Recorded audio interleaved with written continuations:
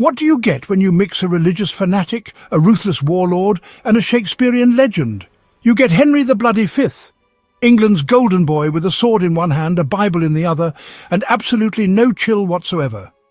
Oh yes, today we're diving into the life of a man who thought conquering France was a spiritual hobby. Henry of Monmouth comes to the throne in 1413 like a monk who accidentally found the cheat codes to total war. He's lean, pale, prayerful, and within months he's imprisoning heretics, launching military campaigns, and single-handedly reviving the 100 Years' War, like some medieval version of Call of Duty Divine Right Edition. He literally confessed all his sins the night his dad died. Not to a bishop, not to a priest, no, but to a hermit living in Westminster Abbey. And you know you've got some juicy skeletons in your closet when your first act as king is a confession marathon. And then there's Sir John Oldcastle, Henry's old drinking buddy who decided he'd rather burn than bend. Quite literally. He got caught promoting lollardy, an early form of Protestantism, and refused to recant. Henry gave him 40 days to rethink it. Oldcastle used that time to escape, plot the king's murder, and start a revolution with about as much planning as a pub brawl. The result? A failed rebellion at St. Giles's Fields, 38 men hanged, and Oldcastle on the run for 4 years. When they finally caught him, they hanged him over a fire that also burned the gallows down. That's efficiency and dramatic flair. Shakespeare later renamed him Falstaff because Oldcastle was now considered a Protestant hero. Branding, darling, it's everything. But enough religion, let's talk war. Because if Henry loved anything more than hymns and heretics, it was turning French knights into modern art using longbows. Agincourt, 1415.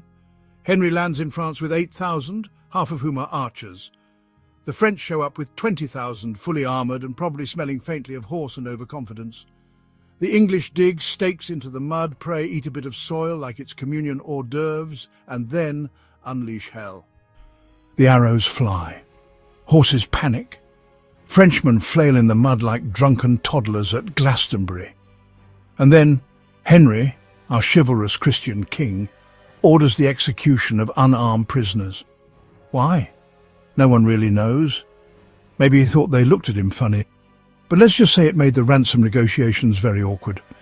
Back in London, Henry's treated like the second coming of Christ. If Christ had a fondness for chainmail and siege warfare. Giant puppets on London Bridge. Pageants. Choirs. He even starts wearing a new imperial crown, just to remind everyone that humility is for peasants. He was now, according to public relations, the flower of the world and soldier of Christ. Then comes the Treaty of Troy. Henry marries the French king's daughter, gets declared heir to the French throne and presumably celebrates by besieging another town. Because Henry doesn't do honeymoons, he does sieges. And then he dies. Fever, 1422. Aged 35, leaves behind an 8-month-old baby and a country wondering, wait, why did we conquer France again? Spoiler alert, it didn't last. The French got their act together, kicked the English out, and by the time Henry's son was old enough to pick up a sword, the whole Anglo-French Empire idea was circling the drain. So, viewer, what did we learn today? That being devout doesn't stop you from being a war criminal. That conquering France sounds great until someone has to pay for it. And that even the most celebrated kings can be, in retrospect, slightly unhinged religious nationalists with a longbow fetish. Oh, and if someone ever offers to crown you king of 2 countries at once, say no, or at least check the fine print. Tag the person in your life who definitely confessed their sins to a hermit in a church basement. And follow for more history drenched with sarcasm and dread.